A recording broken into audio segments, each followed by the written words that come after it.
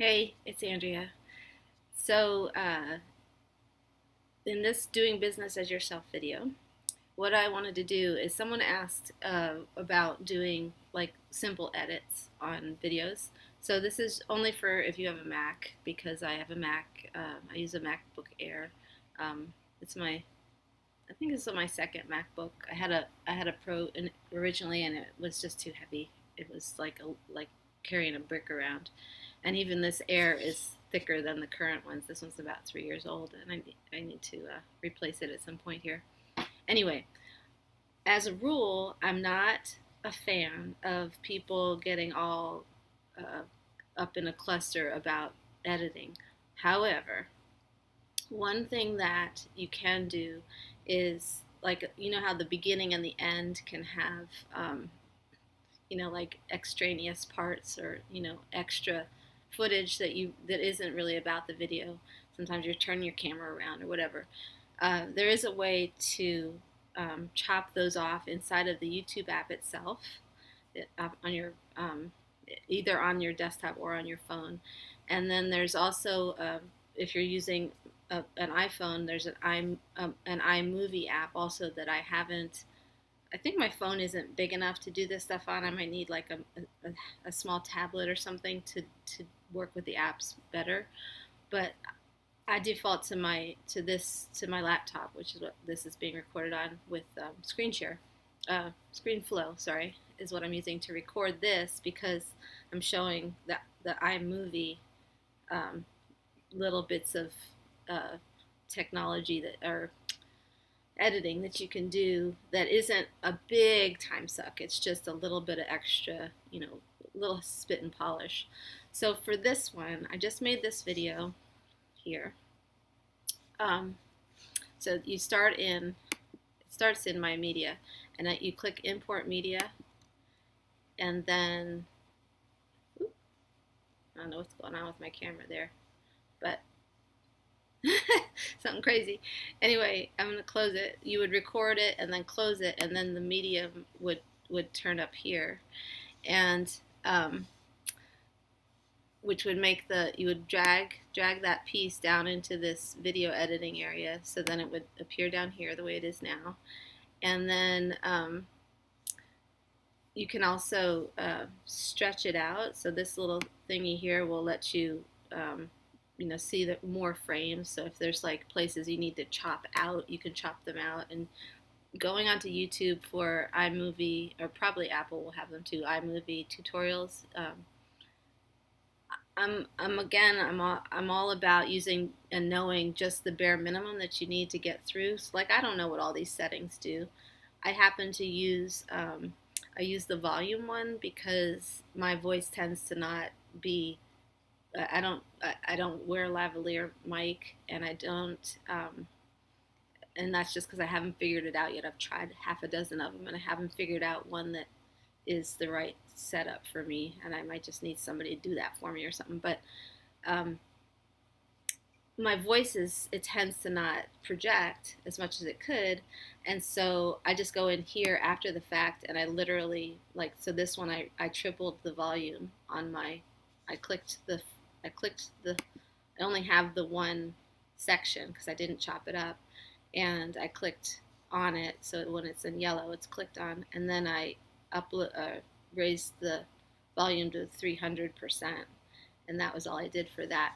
Now the other thing that I did do to this one, so I'll make it smaller so we can see the beginning and the end, I didn't actually chop off either end because I've come to a point, and you will too, as you make more of these, that you do your starts and your stops more with that part in mind. So like you'll be ready to start your video when the video starts, and you push start, you push record, or you'll give yourself a breath or two after you're done recording to like let it be a whole rounded piece instead of like chopping you can chop yourself off at either end pretty easily too.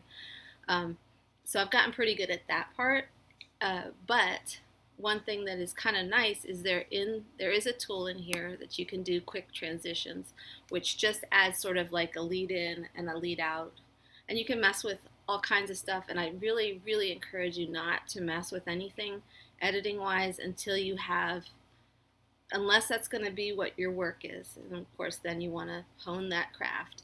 But um, in terms of getting material out to the people who are supposed to be receiving it or being able to receive it, it doesn't, it's not an income producing activity short term for sure, and possibly long term, because we don't know that all that fussing even has an impact in the grand scheme of things. Yes, do some production, high quality production pieces in the mix of your process, of your journey of this, but as a daily thing, it is not necessary.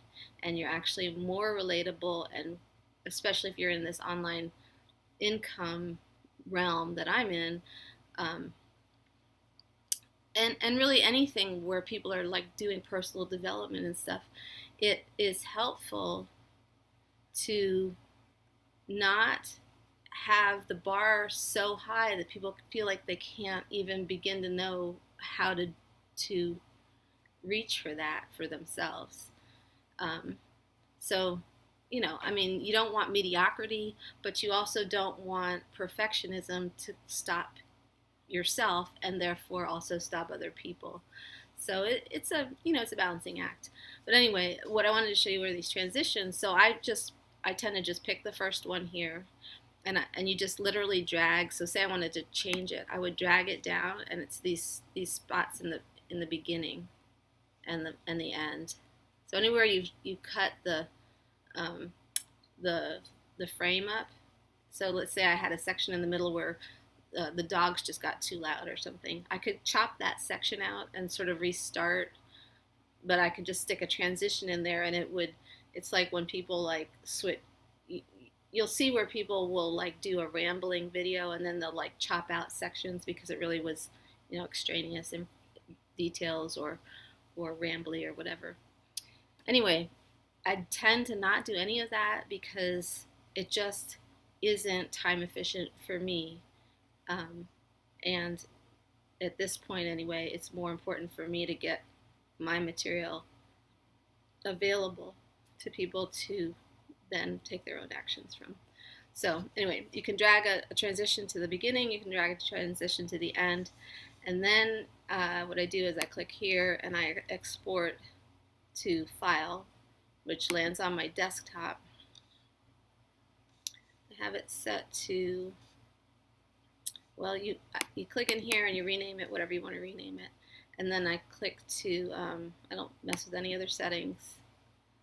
I click next, and then I have it set, you pick where you want it to land. I have my long unencoded videos land on my desktop, and then I encode them, which I'll show you in a second. And will I show you in a second?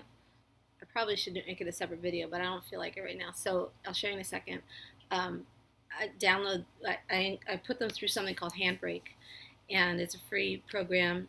You can download it, and what it does is it compresses your file if you put the settings a certain way to where it's easier to move through the ether. So like my Wi-Fi is somewhat, it's not a T1 line, it's not it's DSL, but that's it. There's no high speed is not super high speed, but I have the highest speed I can get for where I live. I live a little bit out of town, so the choices are nothing really.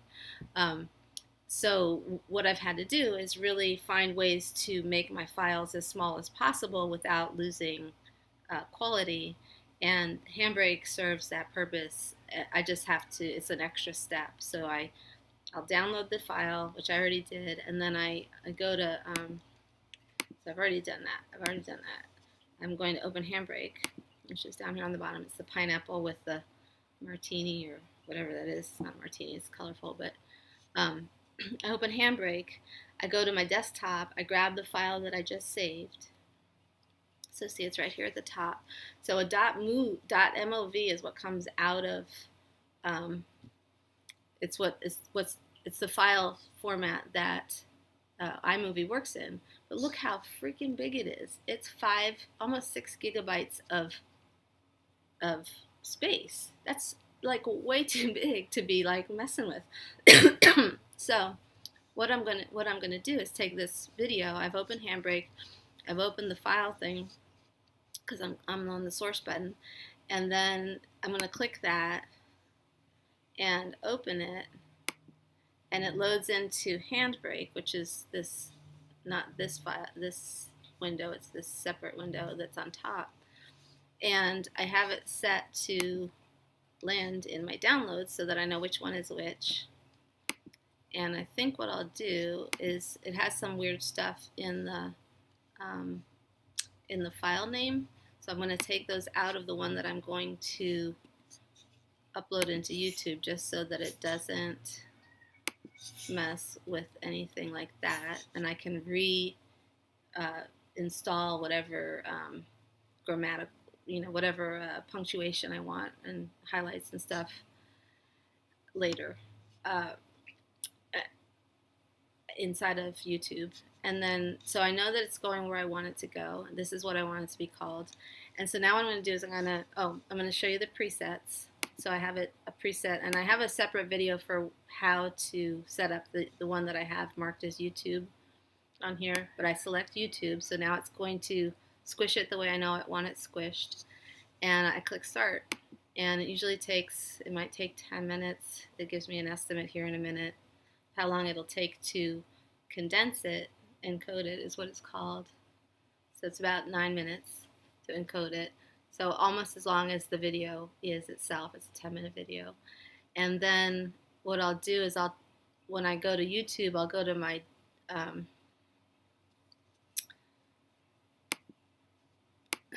when I go to YouTube, I'll go to my downloads file, and I'm going to pause this so that in 10 minutes I can show you how much smaller this file is, and it makes all the difference for my upload time and my bandwidth use and everything else.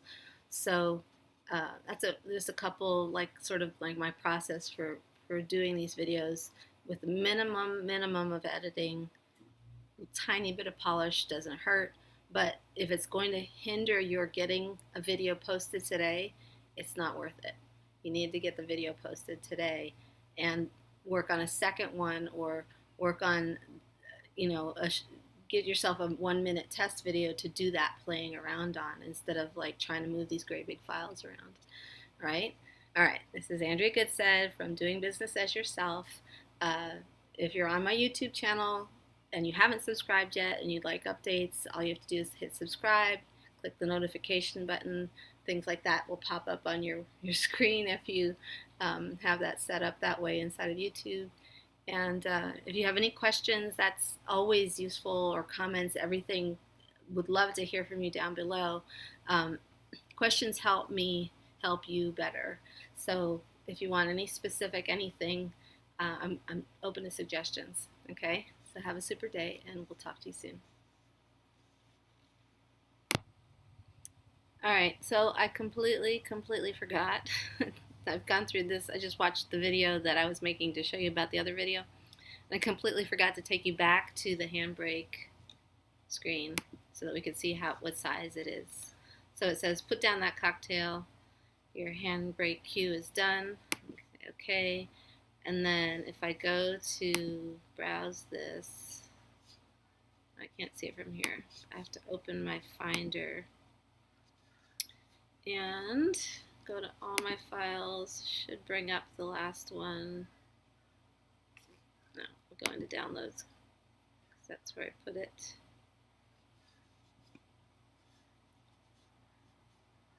So the other one was almost 6 gigabytes, remember? And this one, I can find the top of my files, is now 215 megabytes. So less than a quarter of one of the gigabytes that it originally was, and this I can work with. Okay? Have a great day. Go make some videos, and I'll talk to you soon.